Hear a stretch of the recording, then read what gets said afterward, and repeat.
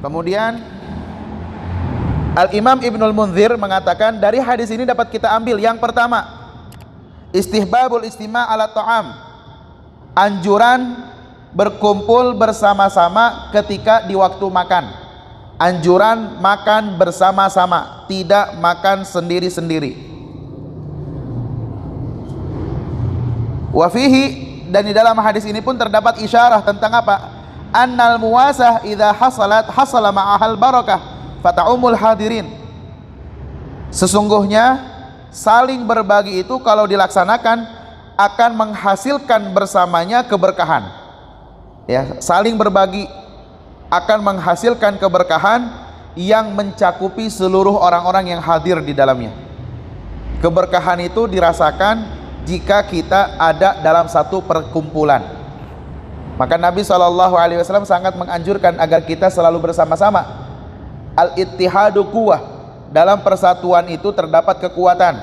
Wal infiradu, ya, sedangkan kalau kita sendiri-sendiri itu akan menjadikan kita lemah, ya. Ada orang tua nasehatin anak-anaknya, cara menasehatinya dengan sapu lidi. Wahai anakku, lihatlah sapu lidi ini. Diambil setiap sapu lidi itu satu helai, satu ranting, kemudian dipatahin, dipotongin. Lihat bagaimana sapu lidi ini jika satu persatu akan mudah dipatahkan, tapi jika dikumpulkan dalam satu ikatan, bagaimanapun kuatnya orang itu tidak akan mampu bisa mematahkan buntelan atau kumpulan daripada lidi-lidi yang bersatu tersebut. Maka kalian sebagai anak-anakku, hendaknya kalian selalu bersama-sama, jangan kalian terpecah belah, karena dalam kebersamaan kalian terdapat kekuatan. Itu suatu pesan yang luar biasa. Kenapa? Karena di dalamnya ada keberkahan. Dan di dalamnya juga terdapat apa? Yang bagi lil mar'i alla yastahqira ma indahu fayamtani'u min taqdimihi.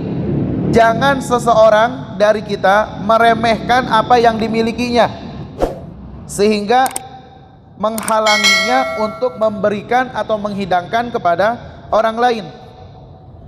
Jangan meremehkan apa yang dia punya, ya, kemudian menjadikan dia yang awalnya mau niat bersedekah karena merasa cuman sedikit, akhirnya nggak jadi. Jangan begitu. Walaupun sedikit, keluarkan. Fa innal qalil qad yahsul bihi iktifa. Karena bisa jadi yang sedikit itu menghasilkan rasa cukup bagi yang menikmatinya. Contoh, sesuap nasi misalkan. Kita hanya punya sesuap nasi, ya. Bagi kita mungkin nggak seberapa, tapi bagi orang lain bisa jadi sesuap nasi itu mencukupi rasa lapar dari perut seseorang, ya kan? Dan menjadikan dia kuat untuk melakukan berbagai kegiatan, walaupun tidak dengan hakikatnya, tapi paling tidak jangan meremehkan apa yang dia punya. Nabi SAW pun menyampaikan yang dimana makna hadisnya adalah, ya, makna hadisnya apabila kamu disajikan ada satu jenis makanan yang terbuat dari kaki kambing, namanya apa gitu ya, ada di dalam hadis, nanti kita ketemukan insyaallah. Jadi kalau misalkan kita hanya disajikan istilahnya ceker ayam, kalau di kita bilang, ya, kalaupun kita hanya disajikan ceker ayam yang mungkin harganya nggak seberapa, nikmati oleh kita yang diajak makan itu, atau kita yang memberikannya jangan meremehkannya, ya. Artinya kita merasa bahwa ini nggak baik nih, lebih baik nggak usahlah dikeluarkan. Enggak, keluarkan saja. Dan ketika kita menerima sesuatu yang kecil itu, jangan mengejeknya. Apa-apaan ini, masa cuman jamuin saya ceker ayam? Jangan, tapi terimalah dengan senang hati begitu. Oke. Nah, waktu itu Nabi SAW di waktu perang Khandaq. Saat itu Nabi SAW bersama para sahabat sedang membuat parit untuk menjaga kota Madinah daripada serangan musuh. Ini atas saran dan masukan Sayyidina Salman Al-Farisi. Ketika Nabi SAW sedang membuat parit bersama para sahabat itu, ada seorang sahabat mengatakan, ya Rasulullah, kami tidak bisa melanjutkan pekerjaan karena ada batu yang menghalanginya. Akhirnya Nabi SAW mendatangi tempat itu dan mengangkat tangannya dengan alat pukul itu, kemudian dipukulkannya sebanyak 3 kali pukulan.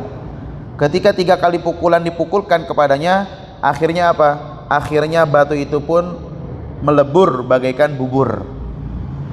Nah, ketika Nabi SAW mengangkat tangannya, terlihat bahwa perutnya Nabi ini terikat dengan batu. Jadi ada tali, kemudian batu mengganjal bagian perut Nabi SAW. Sahabat melihat, kayaknya Nabi SAW sudah lama tidak makan. Akhirnya salah seorang dari mereka minta izin, "Ya Rasulullah, izinkan saya pulang ke rumah." Ketika diizinkan, ia pun pulang ke rumah, menanyakan kepada istrinya, "Wahai istriku, apa yang kita punya?" Kata istrinya, "Kita punya seekor kambing yang masih kecil, dan kita punya persediaan gandum yang mungkin kita bisa buat roti." Maka kata suaminya, "Kalau begitu saya potongkan kambingnya dan saya rapihkan setiap potongan kambingnya itu, kemudian kamu tolong buatkan adonan untuk dibuatkan roti." Akhirnya dua orang itu melakukan hal yang dilakukannya. Kemudian suaminya pun mengatakan kepada istrinya untuk mengajak Nabi SAW agar makan bersama kita, katanya.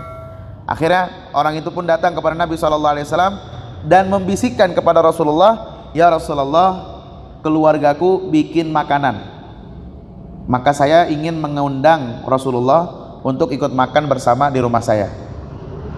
Tapi tolong jangan bilang-bilang, karena makanannya cuma sedikit. Jangan ngajak-ngajak yang lain, karena makanannya terbatas. Bukannya pelit, tapi khawatir nanti nggak bakal kenyang." Apa yang dilakukan oleh Nabi SAW? Nabi berteriak dan mengatakan, "Wahai para sahabatku, halum, ayo." Ya, karena sesungguhnya orang ini ditunjuklah seorang sahabat telah menyiapkan makanan untuk kita, katanya. Kaget dia, karena makanan yang disiapkan gak seberapa, hanya mungkin cukup 5 orang.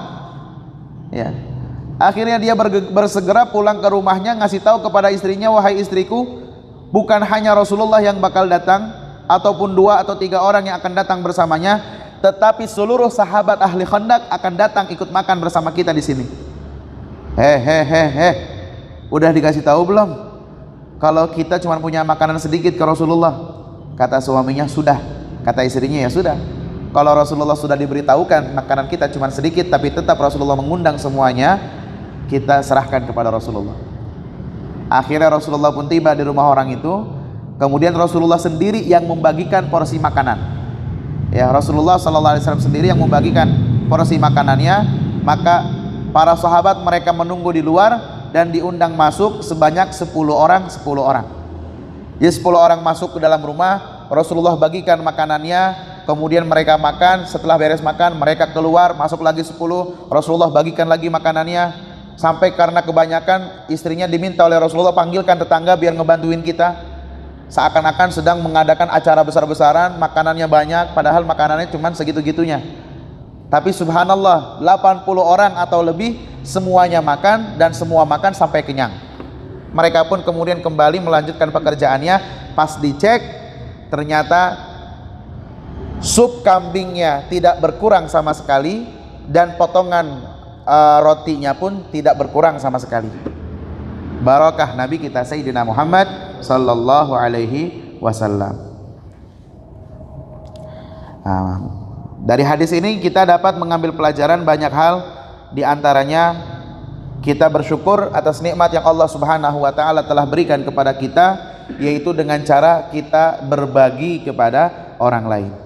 Dan andaikan kita mendapatkan jamuan dari orang lain dengan jamuan hidangan yang ala kadarnya, maka nikmatilah, karena yang demikian itu telah diperintahkan oleh Rasulullah SAW untuk menghargainya. Jadi kita nggak boleh menyepelekan hidangan yang dihadiahkan oleh orang lain.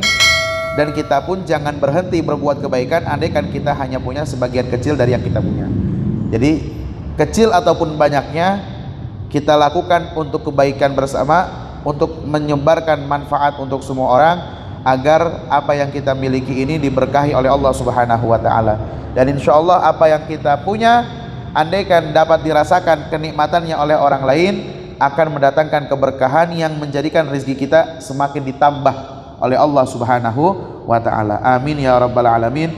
Mudah-mudahan apa yang kita pelajari bermanfaat. Wassallallahu ala sayyidina Muhammad wa alihi washabbihi wasallam. Walhamdulillahirabbil alamin. Wassalamualaikum warahmatullahi wabarakatuh.